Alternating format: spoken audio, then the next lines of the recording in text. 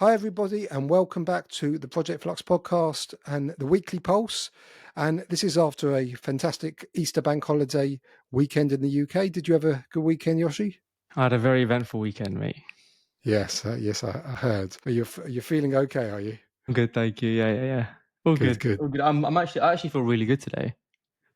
It's good to hear. It's good to hear. I think with a 4-day week in front of everybody, it's always quite nice, and especially because in the UK at least, we've got another bank holiday coming around the corner, so that's something to look forward to with the May Day bank holiday. Do you know what I But realised though? go on. I was talking to my partner about this, and when you get a 4-day weekend, it's tough because it's enough of a gap to make you not want to go back. When you get a 3-day weekend, that's probably the sweet spot because you hit the Sunday, you're like, I can get back into work. When you hit 4 days, it feels like, I have to go Yeah, back because to it's work. enough of a break. You feel like you're out of work mode, right? Yeah, you feel like you're out of work. So we both agreed on that point, and we don't really always agree. So that Yeah. was a nice conversation. Yeah, well, we often don't agree, which is also good. It's good to have different viewpoints, isn't it? That's Yeah. important. But as usual, the AI news doesn't stop at all. In fact, I think it probably speeds up in some ways. And I was keeping an eye on things, obviously writing the newsletter, and there's some pretty important stories coming out this week. But before we get into the stories, I listened to a great podcast it's a bit of a historical one actually that I only got around to listening to on the Lex Friedman podcast, hmm really delving into the kind of mechanics behind all of these models. It's absolutely fascinating. And what amazed me is just I've always understood the power consumption of these AI models, but when you actually research it and find out just how much, we're talking about, nuclear power kind of size requirements to power some of these models. Yeah. And especially as we're going to scale it, it's going to get more and more. It was just crazy. So I think I'll put the link to that in the show notes for this as well, because it was a really good listen. And I'll try and dig out the person that I listened to as we're talking. But that was But why the conversation with JB Baker the other day on computational storage was important. You know, and we it labeled it was, yeah. with the AI's chokehold, right? Because well, I think you mentioned it quite well on the blog, actually, James. I think you mentioned it something like I've forgotten what it was. It's like you have all the water coming through, but if things to do with the tap, if you've not got the tap which can let all the current flow through, you can't actually leverage all the intelligence or the power that you want to get from AI. That you're giving me too much credit. That was JB who said That that. was So anyone who's JB. interested, check out that episode with JB Baker. The podcast I was listening to was a guy called Dylan Patel, founder of Semi Analysis. So I'll put that in as well, which is really, really fascinating. But the big story this week again, OpenAI's got some new models which we hinted at last week. So let's start with that. They've released 0304 4.1 was hitting the news as we went to air last week. So we've now all had a chance to play with it. So do you just want to sort of round up what these new tools are or these new models are? Yeah, so we covered 4.1 last week, so we won't go into too much detail, but that's effectively a model which has amazing context window, right? So we can pull information from long documents with a lot more accuracy and with a lot more meaning, right? It understands the information a lot better. They then just released new additions or even new successions to the O series. So they've got OpenAI O3 and O4 Mini, which, to what I believe now, which I didn't actually notice before, they've replaced. They've now brought in and replaced O1. So I can't see O1 on ChatGPT.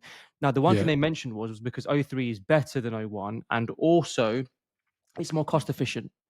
yeah. So to summarize what two of them are, O3 is now their most powerful reasoning model, and it's a state of the art on multiple benchmarks, including, MMLU. And we'll go into some benchmarks actually, but MMLU is basically multitask language tasks, basically. So how well can it solve tasks associated within text? So just to break it down, so 4.1 is a non-reasoning model, and Yeah, it's the one that's replacing, or at least for the API, is replacing 4.5. 4.5. O3 is the final full version of the O3 Mini and the O3 Mini High that they had previously, and is their reasoning model that's going to Yes, replace O1. yes. And then O4 Mini is, if you It's could just supposed to describe. it's supposed to be the next successor, right? But they've only got a mini version right now, and it's a lot more cost efficient than O3. But O3 is the more powerful reasoning model. The power of O4 comes in its benchmarks on MMMU, right? So this is what I was kind of leading into. MMLU is to do with language tasks, But MMMU is to do with image related tasks. So being able to ask an AI, here's a chart or here's a workflow or here's an image, analyze this and tell me what it's saying. It does that extremely well. And that's where the O4 Mini comes in. It's now reasoning with images. Right. Okay. So I mean, we're immersed in this, and it does get confusing the amount of different models with OpenAI. And the sooner they get to this unified model where you don't have to worry too much about which one to choose, the better, in my opinion. Because this is starting to get quite confusing, isn't it? Yeah, and with the O series models, because they're reasoning models, you have to realize that the context window for those aren't great, it's still in the thousands or 200,000s. So it's a lot lower. So they don't actually work with context very well. But when you do give them small amounts of information, not small, but medium sized and moderate amounts of information, they can reason with that very effectively. So you're starting to see a divergence of when to use certain models over the others, when to use reasoning models, when to not use reasoning models. And even within the same workflow, so you could use a reasoning model to start off some kind of conversation and then take that, and then it might not be appropriate to use the reasoning model to create some kind of output, a report. You might then turn that into you might use a GPT 4.1 or something for that, right? Right. And the idea is to be able to have the AI do this in an agentic manner. So the user itself hasn't got to choose that themselves, right? Choose it manually. So for instance, with these new models, they are OpenAI's first reasoning models where it's leveraging it's agentic powered, right? Yeah. So it's using multiple different agents on the back end. And for one example where you can see it when they talk about their performance of the benchmarks, O3 or state of the art on MMMU and other high performing benchmarks, right? Mm. But when it was doing the AIM benchmarks, the AIM AIME is I believe a mathematics exam at I think it's at high school level in the US, but it performed better on the AIM benchmark when it had access to tools, right? So when it had different tools and when it accessed a Python code interpreter, it actually performed better. So here's Interesting. where So it's you don't leveraging. need to use pure intelligence to actually be better. You can just use tools like Python code interpreters or web search, for instance. It was performing better with those. Well, this is probably a good place to also link it up with the story we've done, which is our tip of the week about these benchmarks. So we do have a section in the newsletter around it for anyone who is interested. And I know that's not going to be everybody listening, but for those who listen to these acronyms, the MLUL, MMMU, what the hell does that all mean? Actually, you've broken it down, haven't you, Yoshi, for everyone? Yeah, so I'll just read some of them through. So I touched on the Yeah, MMLU, and it's tests broad academic knowledge and reasoning, right? That's yeah, one thing that it does. MMMU is then multimodal, so it looks at image understanding. AIM is deep mathematical problems. It's the high school Olympiad level for those from yes. America. That's the one that's referred to quite a lot, isn't it? Now, here's one that's interesting. GPQA, known to be a lot more difficult. It's a form of MMLU, but it's to evaluate STEM understanding. So this is when we get into the world of being domain specific or domain Mm. depth within subjects, right?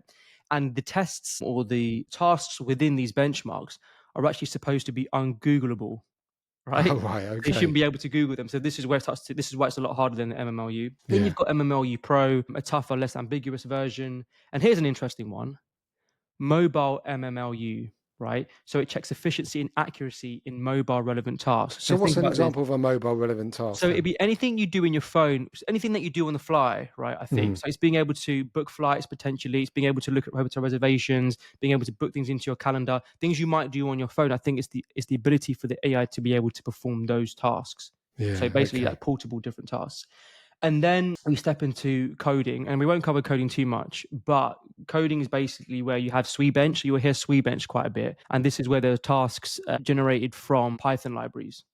And Yeah. then there's Okay. other coding benchmarks which move outside of Python. So So is there's there, is that. there a danger with all these different kind of benchmarks that we're sometimes not comparing apples with apples when you're comparing two models and you're saying this one performs better?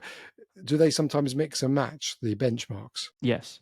And because See, and there's always that risk of, are some of these models pre-trained on information from the benchmark? So we had, that thing a few months ago, which was GSM Symbolic, which was an yeah. independent benchmark which tried to remove data contamination because there was belief that models were actually were getting access to the answers within the benchmark data Mhm. sets. So they were able to then just rehearse answers rather than actually solve them.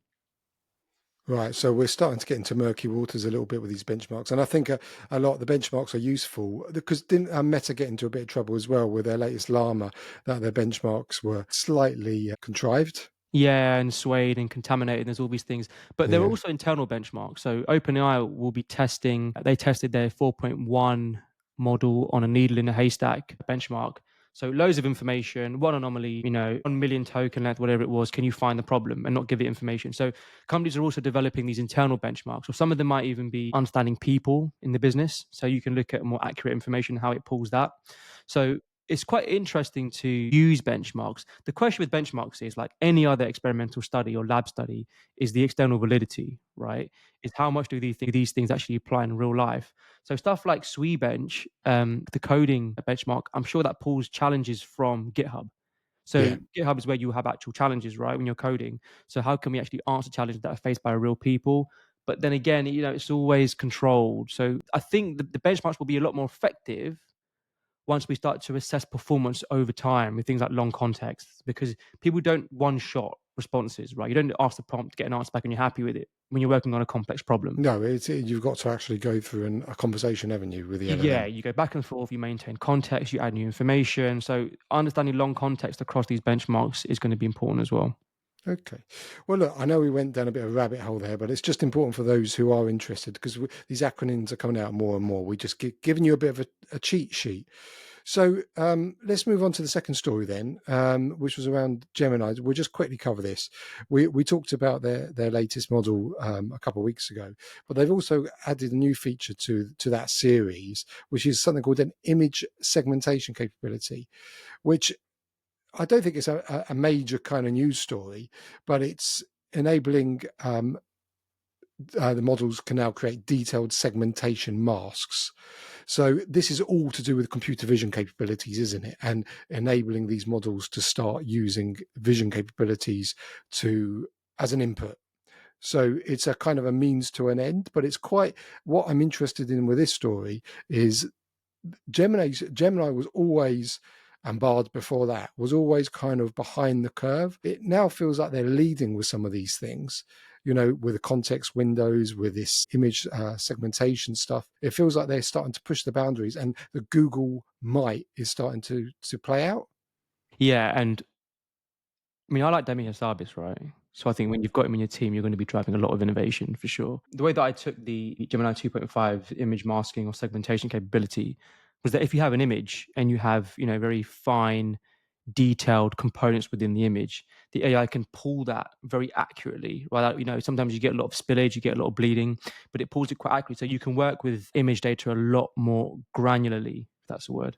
Yeah, and for people like, let's say, in construction, where we're going to be start like construction sites, visual data, people working on visual data projects, this is where it's going to get quite important because we haven't really seen. I mean, there are some great examples on there, but it's not in the mainstream, as it were, like ChatGPT is. I think that this is what this relatively quiet update is going to start allowing, and what I think is really interesting is that you get the big announcements, the new model come out, the O3, like we just discussed, but then you get these little things dropped and you're like, oh, that's interesting, and my brain starts going, okay, what does that mean? And I think we'll see the fruits of things like this probably in 3 months, 6 months, Yeah, and Google do a as it lot of these, what you call it, but like these ghost releases, right, which have a lot mm, of impact, but not a lot of marketing presence.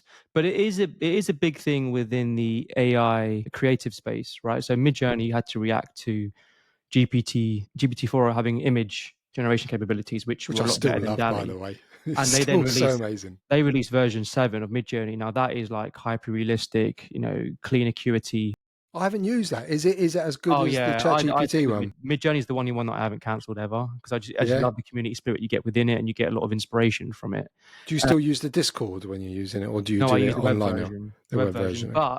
But what they've done is, and why this is relevant to the story, is they have fine touches features, so you can edit parts of the image with AI. Now you could have always have done that before, but it was very difficult to just localize where you want that change. So Mhm. these technologies, which are bringing more acuity, bringing more fine detail to things that you want to change with the AI, using segmentation, masking, all these different techniques, it allows you to be a lot more specific.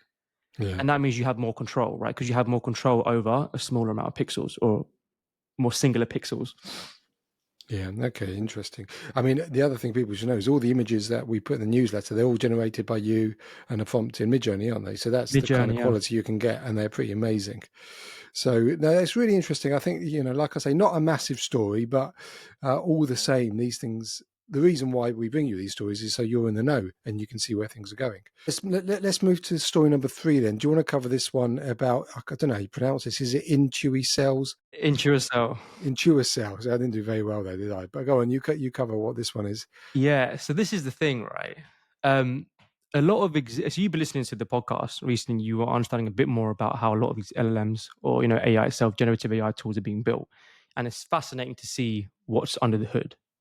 Now, with a lot of them, the same commonality they might have is that they have pre-training, they're pre-trained algorithms, right, which then get post-trained using reinforcement learning and other techniques Mhm. to give you the output that you want to get. What happens if you flip that on its head, right, and you have an AI which isn't pre-trained at all, and it's just learned through a digital nervous system, It's just like a newborn baby. like a Like it newborn just baby? comes into the world without any kind of reference point. Yeah. So this company in Cell have created AI and they've put it into software. So that's where the power is, or that's where the edge is. And then they can view that digital nervous system into any hardware. And the example that they gave is they basically took this, vertebrate like system and put it into a unitary robot, a basic unitary robot from China, right? Just to demonstrate the AI capabilities. They put the digital nervous system through it, and it was able to then learn via this perception action loop, right? So what it can perceive will then drive its action, and what its actions will drive its perception. This continuously learning loop. So it's like grounded in the real world. So I think it's the one where you kind of, you put a barrier in its way and it will see that barrier, will learn from Yes. that, or that it can't go forward into that barrier, right? Right. So the interesting question is it doesn't matter what container or which body you put this AI into, as long as it's mapped, that digital nervous system is mapped to its effectively its chassis, right? So put it into a quadruped. This unitary robot was a quadruped robot, and they got it to stand. They didn't tell it how to stand. It just learned to stand. And you see someone holding up, and you see it continuously attempting, like a foal, baby foal, trying to get up, and it did it in like 15 minutes. It learned how to stand, and then it Without learned how any to pre-training or post-training. no It's just brain. So it's literally all just, just feeling its own body and its environment and learning through this perception which is action, effectively the way that humans learn. Yeah. which is exactly like Trial humans and learn, right? error, So when trial you and walk error. somewhere and you step on a curb, you're not looking at the floor, you step on a curb. Yeah. That's your cerebellum telling you, okay, I need to understand the environment around me and adjust my gait, adjust the way my feet move. This is doing the exact same thing. So when it learned to move and walk, they then put obstacles in its way. And James, it was maneuvering these things easily, right? Yeah. So this is a digital nervous system which is learning.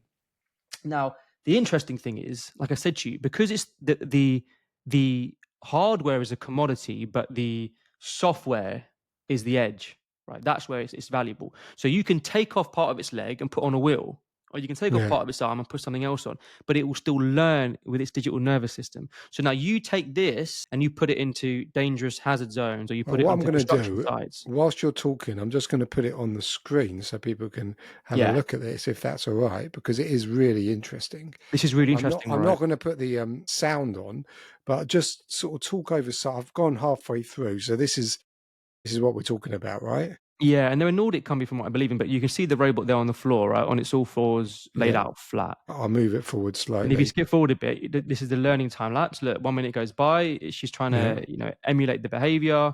And they've got dog walkers, right? They've actually got trained dog walkers to walk these robots about to help them learn as they go, like a Mm. puppy. So you see It's it goes mad, two isn't minutes it? in, it's getting onto its knees. That's what you call it, its knees, its elbows. And then it starts to fail. It falls, it picks itself up, it falls, it picks up. So you can see it It's just slowly learn at moving. that point where it falls, it learns not to do that again, try something else, right? So Exactly. it is reinforcement learning, but it's reinforcement learning self-imposed. So Yeah. it's self-learning. Yeah, and what they've done is they've focused on the control first and Mm. then focused on the statistics after. Sorry, How for can we those, get these things to actually understand its environment? It's learning through perception, not through a yeah, goal-driven behavior.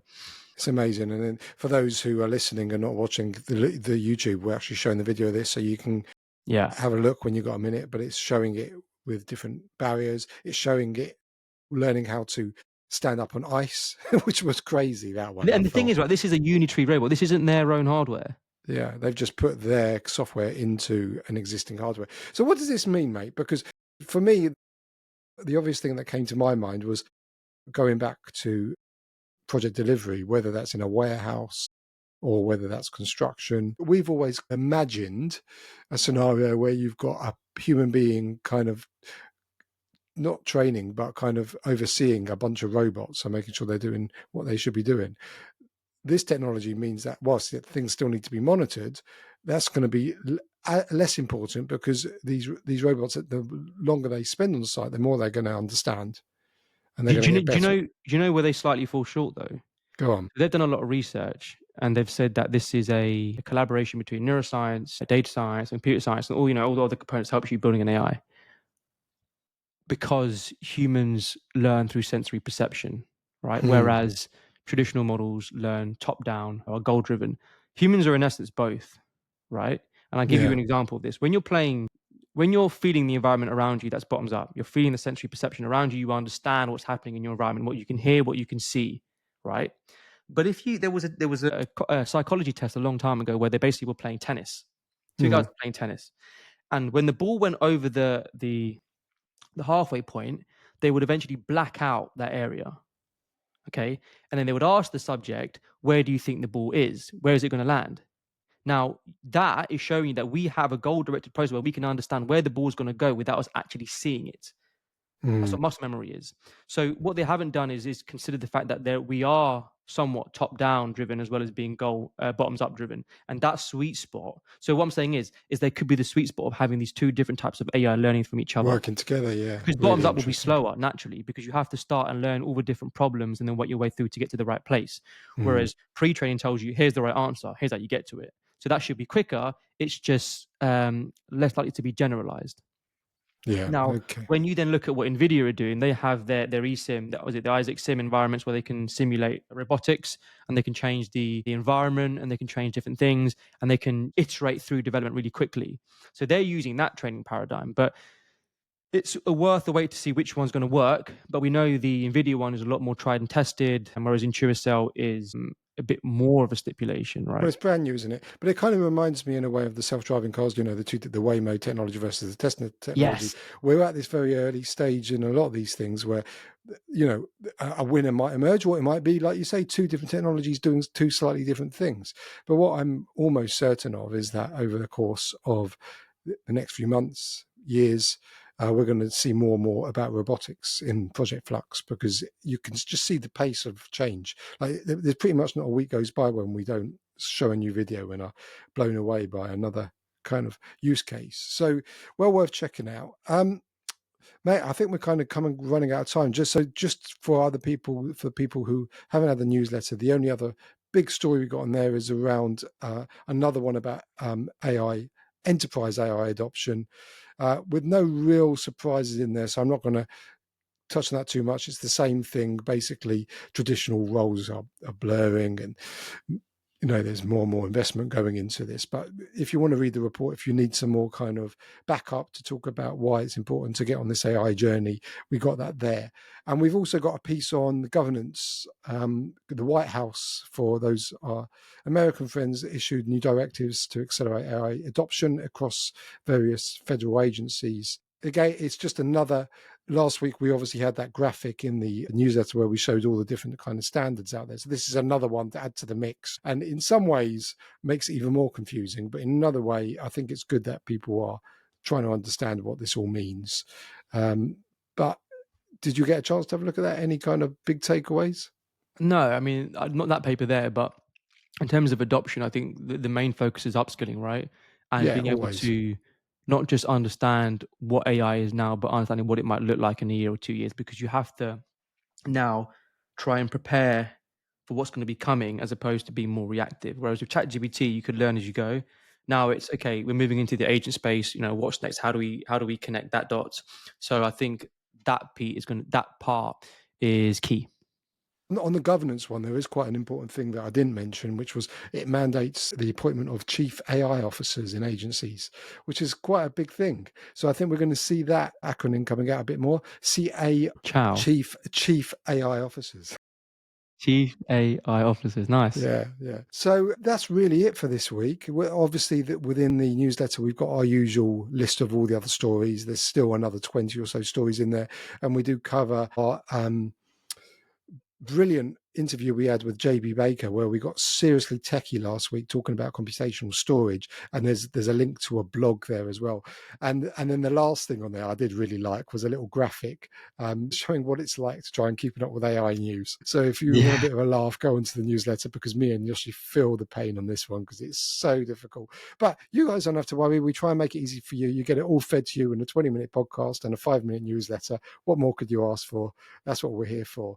So yeah, we're back to kind of normal week next week. We've got the Spotlight series coming out on Friday. Who did we decide we got in that one, Yoshi? We did make a decision, didn't we? Anthony Slumbers. Yes, and so we've got Anthony Slumbers, our good friend Anthony Slumbers, who we had. That was a good talk. It was a very deep talk, this one. Yeah, this was great. So Anthony's a big friend of the podcast, and he's got some fantastic views. Some of them quite contrary, quite interesting. So yeah, we'll be dropping. He's the first person that we've had back, isn't he? So he's got that honor. No one's ever going to be able to get Yes, that honor he is. again. He is the The first first person we've had back. return Yeah. guest. Yeah. So please tune in on Friday for our interview with Anthony Slumbers. But until then, we will see you all. Have a brilliant rest of the week, and we'll see you next week.